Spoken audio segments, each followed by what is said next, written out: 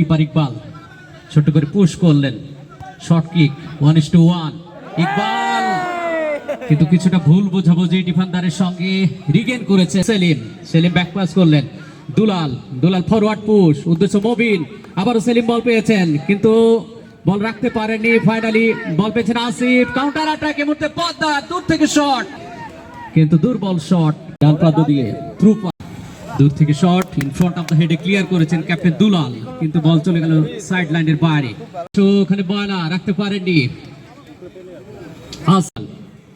শিপন, ডলি ডলি থেকে এই মুহূর্তে আলমগীর বল পেয়েছেন, পেনাল্টির মধ্যে বিপজ্জনক বল,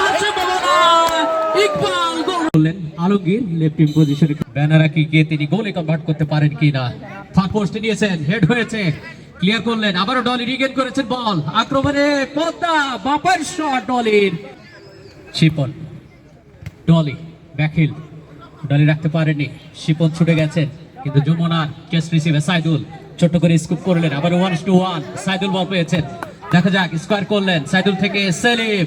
সেলিম থেকে আবারও সাইদুল, চমৎকার পাসিং ফুটবল, আক্রমণ বিলাপ করার প্রচেষ্টা যমুনা, মানে প্রান্ত পরিবর্তন করে মবিন ডান প্রান্তে চলে এসেছেন।